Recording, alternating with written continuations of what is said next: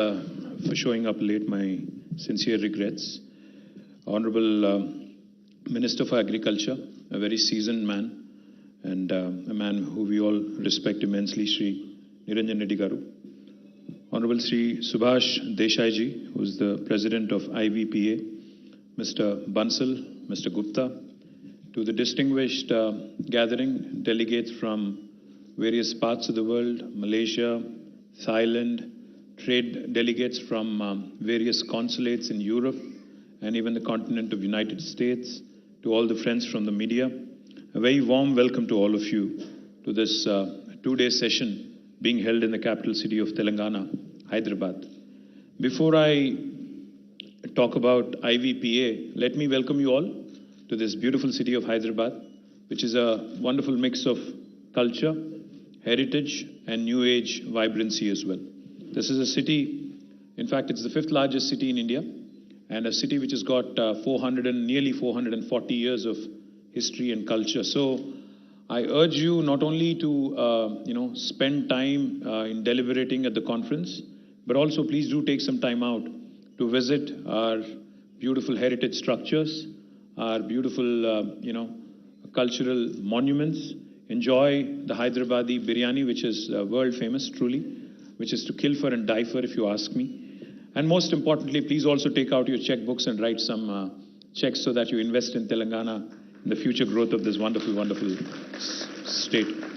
Let me just give you a quick introduction of our state before I, again, talk a little bit about the subject on hand here on, oil seeds and other related sectors. The state of Telangana is the youngest state in India. It was formed in 2014 on the 2nd of June. For those of you who are from outside of India, the Constitution of India allows for the formation of new states and new provinces. So as a result, after a protracted struggle for decades, this new state came into being on the 2nd of June 2014, and we've been barely we've barely existed for about 8.5 years now. So we've done some tremendously interesting things, particularly for those of you who are not from Hyderabad or Telangana. I would like to give you a quick overview of what all we have done, what all we have accomplished in the last 8.5 years. We are just about getting out of the pandemic. I think very recently we've started seeing each other's faces fully.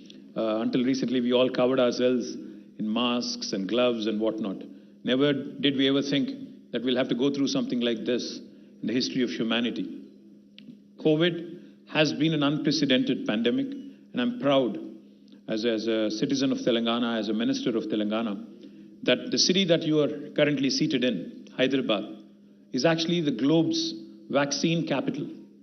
In fact, we produce 1/3 of human vaccines from this very city of India, Hyderabad, and the state, Telangana. For those of you who do not know this, it might come as a surprise to you. We produce 9 billion doses of human vaccines from Hyderabad every year. In fact, by next year, with all the production, augmentation that is happening, we will be producing 14 billion doses of vaccine, taking it to almost 50% of global production. So you're seated in a city that is extremely safe, healthcare-wise. So in case you're wondering about COVID or any other pandemic, you're seated in not only the vaccine capital of the world, this is also the pharmaceutical capital of India. We produce 40% of India's pharmaceuticals and drugs. We also are one of the most important hubs for medtech in India. So Asia's largest stent manufacturing facility is also in Hyderabad. So we are the life sciences hub of India, and most definitely a very important life sciences hub in the rest of the world as well.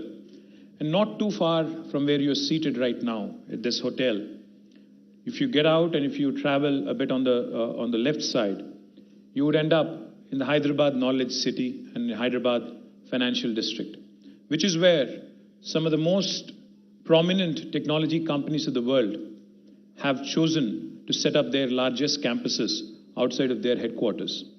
The who's who of technology industry: Apple, Meta, Amazon, Uber, Salesforce, Microsoft, Google, Micron, Qualcomm, the list goes on. It's a huge, huge list.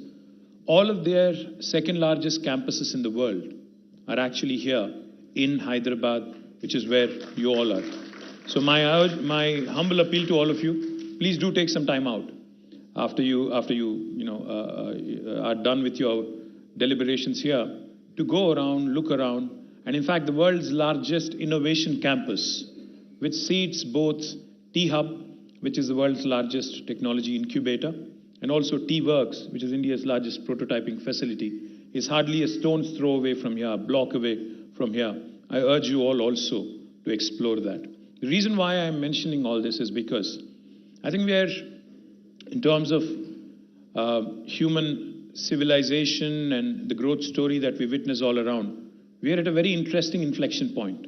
As Niranjan Reddy Garu had just mentioned, the globe's population, the planet's population has touched 800 crores, 8 billion, which is a huge number. And out of which, again, 1.4 billion is right in this country, in India. As the population grows, as the consumption grows, interesting challenges emerge, not only in terms of healthcare, not only in terms of technology, not only in terms of the points of confluence, but also in terms of our consumption patterns. So that leads us to the question at hand here: edible oils, and what can India contribute to the rest of the world, and what can Telangana do to the rest of the world as well? In Telangana, we've done some truly amazing things. And since we have some very distinguished chief executive officers, such as Mr. Gupta of Louis Dreyfus, we also have Mr. Sandeep Bhan of Sime Darby, of course, Mr. Desai of Imami, and we also have several others who are, we have representatives from Adani Wilmar.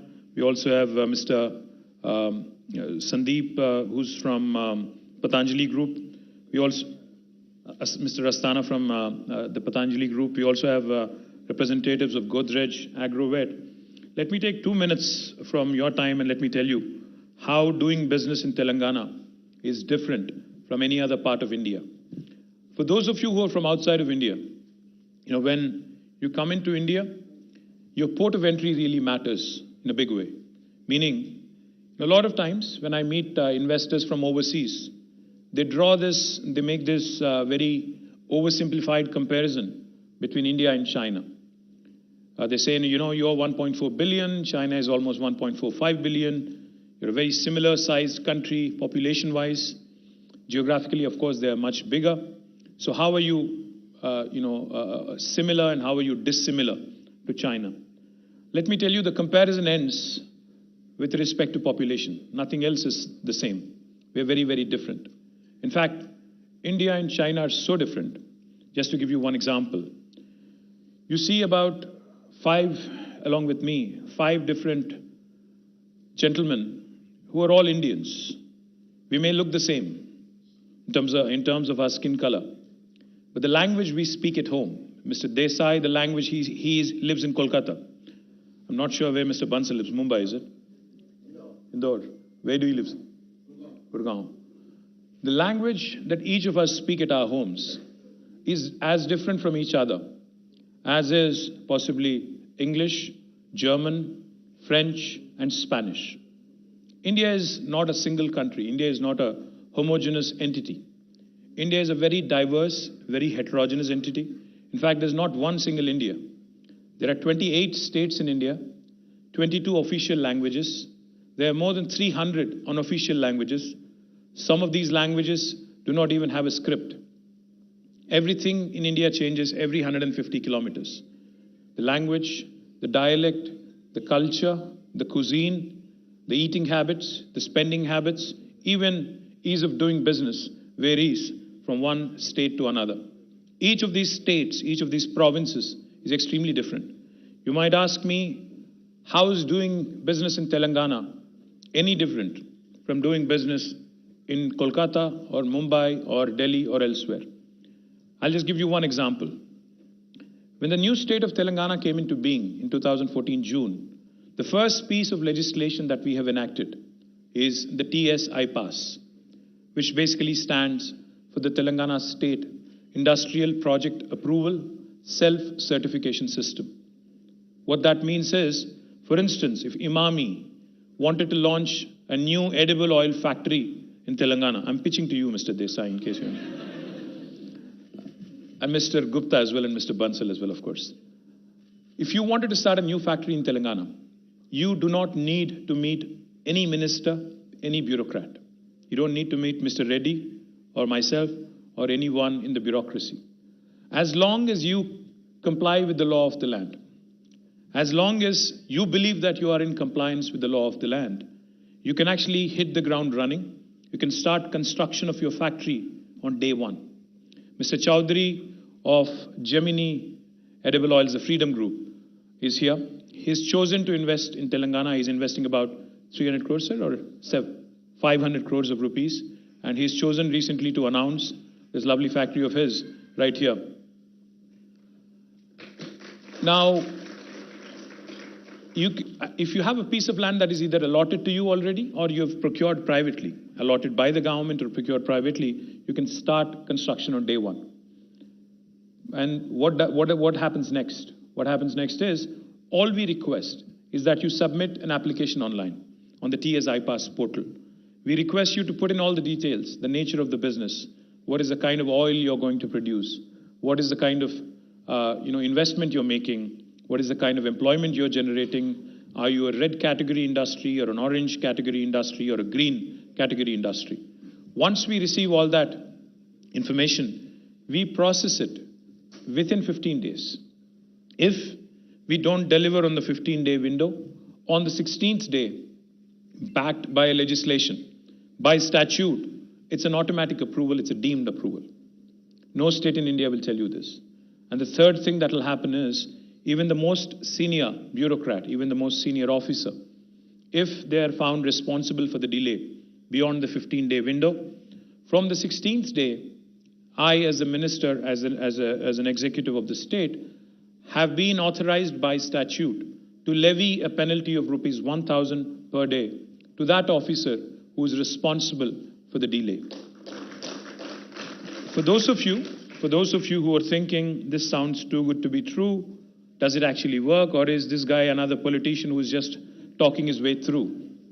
I'm told Malaysia has an election tomorrow, so I'm sure there are enough promises that are being made by the politicians in Malaysia as well. Let me tell you one thing quickly. In this state of Telangana, what you see is what you get. In the last 8 years, we have not just made promises, but we've also kept them. More than 20,000 approvals have been given through this process in the last 8 years. In fact, all the large campuses that I've just mentioned, including Amazon's world's largest campus, has been given all clearances within 11 days. We gave 20,000 approvals. We have been able to attract nearly $35 billion in investment and have been able to create 1.6 million direct job potential. And the story goes on. And therefore, we urge all of you also to start looking at the prospect of investing in India through the gateway called Telangana. Not only have we done well on industrialization, we've also done exceedingly well in terms of holistic development. Industry has grown in Telangana, but so has our environment. A lot of times, when we talk of Malaysia and the palm oil cultivation that has happened there, there's a lot of stories, negative stories on deforestation that has happened and how that has really hurt environment. In Telangana, let me tell you, in the last 8 years, our green cover has grown from 24% of the geographical area of the state to 31.7%, by 7.7%. And what we have done in the last 8 years is something which is truly short of a miracle, if you ask me. Because never has there been a state in India after independence in 1947 where within a short span of 7 years, the area irrigated has more than doubled. Area cultivated has more than doubled in about 7 years. And that's exactly what our Honorable Chief Minister has done. If you have your phones with you right now, let me urge you, please pull out your phone. Some of you are already on your phones. Please pull out your phone, go to Google. If you can go to Google for a minute, I will really be grateful. Please type in, please search for the world's largest lift irrigation project. the world's largest lift irrigation project. Somebody please tell me the answer as well. I'm waiting. It is the Kaleshwaram project in this beautiful state of Telangana. It was executed flat in 4 years, in a short span of 4 years. We lift water from 82 meters above sea level. Through a multiple stage lift system, we bring it almost to 618 meters. Now, this project not only has added 40 plus lakh acres of new command area, it has been instrumental in providing drinking water to this beautiful city of Hyderabad. You know, we hear enough stories about Three Gorges Dam in China and other engineering miracles elsewhere. A lot of times Indians don't typically end up appreciating what is happening in their own backyard, in their own state. And this is truly an engineering miracle that is unfolded right in front of our eyes, heralded by our Honorable Chief Minister, Shri KTR Garu. In a short span of 4 years, we have been able to execute the world's largest lift irrigation project. If I have to put it differently, the youngest state in India, the youngest state of India, has pulled off an engineering miracle and has completed the world's largest lift irrigation project in a short span of 4 years. As a result, not only because of this project, but also because of our focus, our Honorable CM's focus on irrigation, on reviving the tanks in the rural areas, the area has expanded, the area under agriculture has expanded, which has resulted in a very good problem for us. Our paddy production of rice, back in 2014, our production was about 68 lakh metric tons, which is 6.8 million metric tons. You know what that was last year, this year in fact? It has more than quadrupled to 25.9 million metric tons. 2.59 crore lakhs of metric tons. As a result, we are now faced with a challenge. We are not asking for any deforestation. We are asking our farmers, as our Honorable Agriculture Minister explained, to move away from paddy, because we are producing so much paddy now. The government of India is also saying, I can't purchase anymore, I can't procure anymore. The Food Corporation of India has literally thrown up its hands and said, I can't take anymore. So what we have decided is, we have taken up a very interesting challenge again. Over the course of next 5 years, we have decided that 2 million acres of land in Telangana, 2 million or 20 lakh acres of farmers who are currently engaged in paddy will systemically, with of course support and with guidance, will be moved away from paddy towards oil palm. So therefore, we cannot be accused, like in other countries, of deforestation. Not only oil palm, but also Telangana in some pockets, especially Adilabad district, Asifabad district, Nirmal district, is known for production of soybean. And the Honorable Minister's own district, Vanaparthi, Gadwal, Mehboob-nagar, Nagar Karnool, there are about 5 districts, Narayanpet, they are known for groundnut production. Oil palm, of course, soybean, groundnut, and more importantly, sunflower, also in various pockets, various parts of the state, will all contribute to the state's raw material production. Therefore, I request the Honorable Chief Executives of various agro companies, agro processing companies, such as Imami, such as Godrej, such as Freedom, and others, to Mr. Gupta as well of Louis Dreyfus, to kindly consider Telangana, because not only are we encouraging our farmers to produce those crops which will reduce import dependence in terms of edible oils, because Mr. Desai was kind enough to educate me and tell me that 60% of edible oils today in India are imported. In fact, with the Russia-Ukraine conflict recently, sunflower was badly hit, is what he was mentioning to me. So therefore, in Telangana, you have a state where the agriculture minister is seized of a very unique challenge, a very good problem at hand, where he has to move farmers away from paddy into something which is useful, far more useful for the rest of the nation. And also, you have an industry minister who's telling you that you don't need to meet me to get a clearance to start a factory. So that is, in a nutshell, Telangana for you. I humbly request all of you, and most importantly, let me also quickly add, humbly request you to also start looking at opportunities in the food processing sector. We have earmarked about 10,000 acres of land under what we call as the Telangana Special Food Processing Zones. We're happy to work with you, for those of you who want to set up factories here, because over the course of next 5 years, as the Honorable Minister laid out, you'll have 20 lakh acres under oil palm cultivation. You'll see enhanced groundnut production. You'll see enhanced sunflower crop. You'll see enhanced soya bean production. As a result, you'll be very, very close to the raw material in case you wanted to start a factory here.